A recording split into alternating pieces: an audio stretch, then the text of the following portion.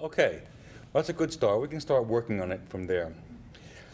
Okay, the first thing about this piece is that I tune my horn slightly different for Till Eulenspiegel, so that I can play the first G on the B flat horn, which I don't usually do.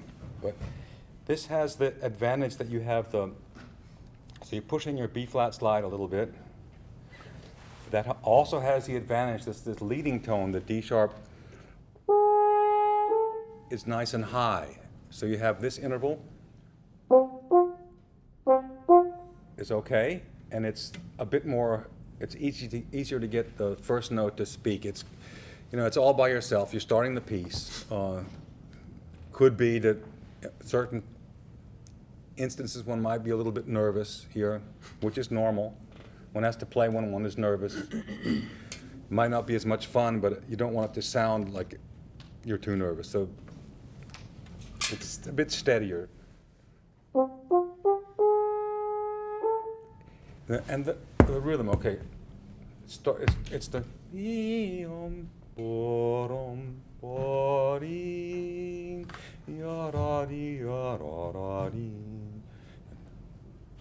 and you start.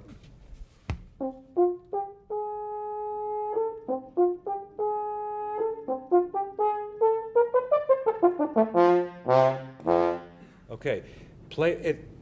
First of all, one has to envision what is the character that one is representing here. Till Eulenspiegel, as I'm sure many of you know, was a prankster who liked to play tricks on people.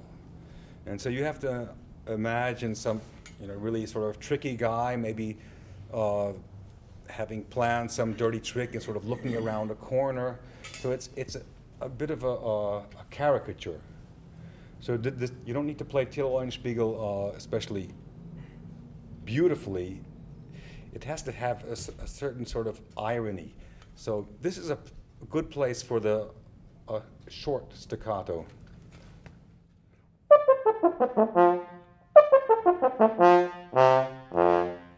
Okay, let's take it from the beginning again. We'll just work on this a bit. B flat set for the G. Push this, yeah, All the way in? Not all the way in, but about half the way in.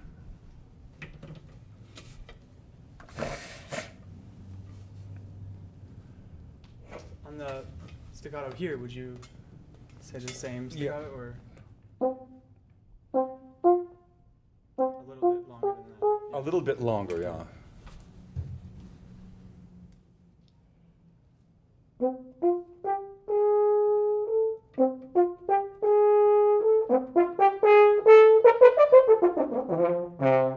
Okay, we'll get to that. The first three notes were beautiful. Now we have to maintain the phrase. The way I like to think of it is think of 3/8 notes.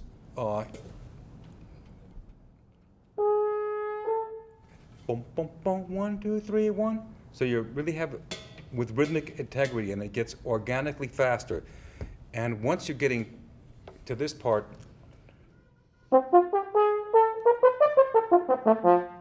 don't get any faster there. Yeah. Get faster beforehand. So you're starting off, and then think 1, 2, 3, 1.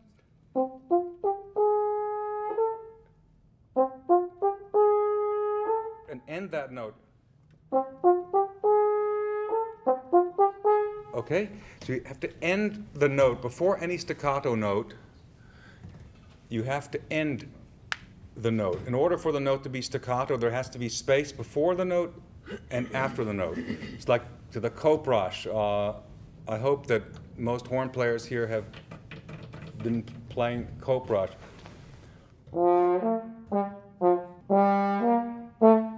So you end the note. And it's the same thing.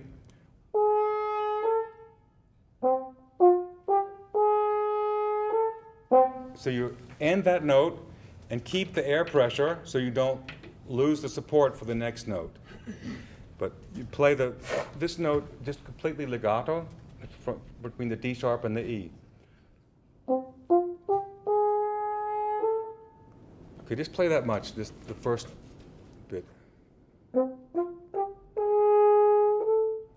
Okay, more between those notes. That's it.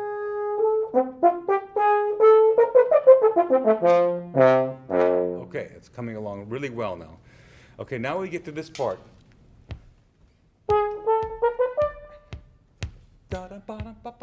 Exactly in tempo. So you're starting off slowly.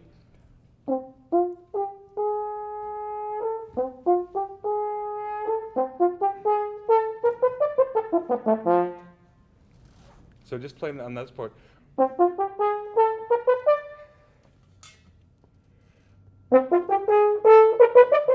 Okay, and these two notes, they have accents. The other notes don't have accents. The other notes that have accents are the last two notes. So you need to play as far as the end goes. And think of, like a cello. A good cello would play with a full bow. Beam, bom, bom, not too short. Often people play those last notes and try to play it as loud as possible. It's a bit counterproductive. The second time, if you're feeling good, if you have it in your chops to play it loud, then go for it. But the first time, this comes once slowly, and then the second time in tempo. So don't really smash it out. Just play controlled the first time. Okay. Okay, once again.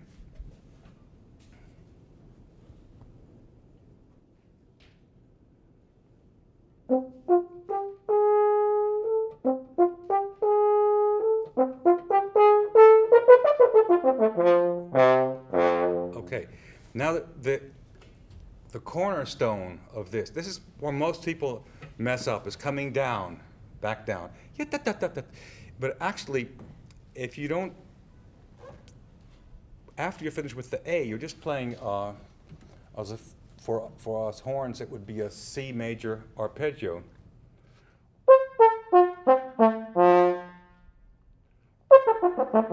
That's not really that difficult. That's when one learns to play that arpeggio. So just think of playing to the A, and then just a simple C major arpeggio, and then with two notes at the end. So if you break down a difficult solo into the elements, the individual elements are not usually that difficult. And so break it down. Another example, if we stick to Richard Strauss, there's in the horn concerto. And then a lot of people mess up this scale that's coming up. But if you think of it as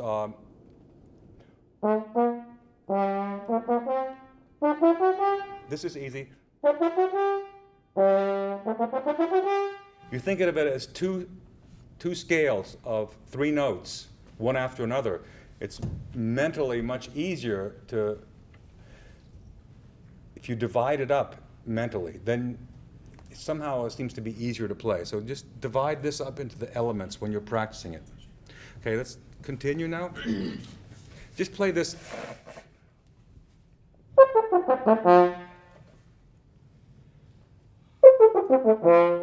Take your time, but more deliberate. Not quite so fast. Once again. That's it. And just hold it steady, not so fast. That's it. Okay. So it doesn't need to be faster than that. I also was doing this with a conductor, and he insisted that he was like, then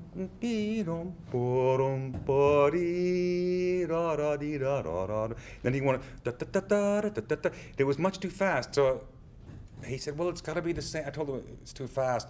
He said, well, it's got to be the tempo of the beginning. And I said, well, the tempo of the beginning is gemächlich, which means sort of comfortable. And so if the beginning's a little bit slower, then I can play it in the tempo of the beginning. So fortunately he did that. I don't know if he was too happy to do that, but he did it.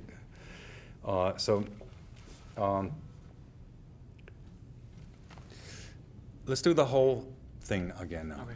This is, we're spending a lot of time on this excerpt, but this is so important to get this, every horn player should really have this Till Eulenspiegel down perfectly. Okay.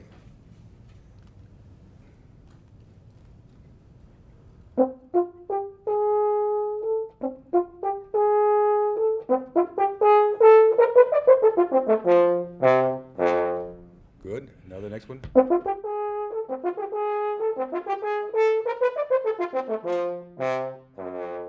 Okay, very good. Just a few little details.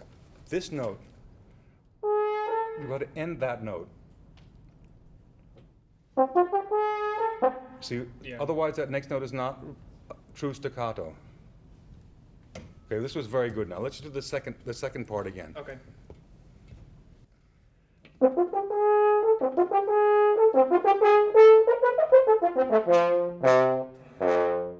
Okay, the last three notes.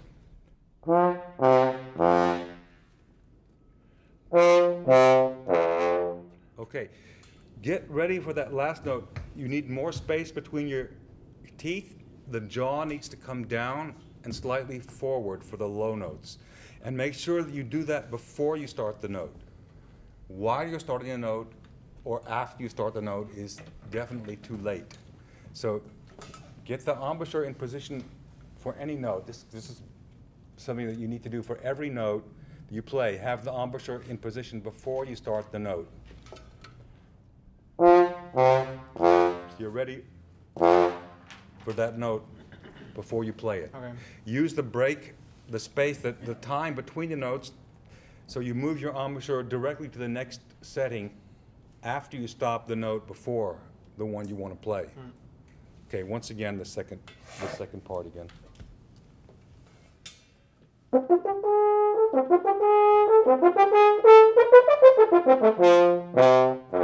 Okay, bravo. You work on that one. You know how to practice this one now. Spend some time on it. It's worth it. Bravo. Very good.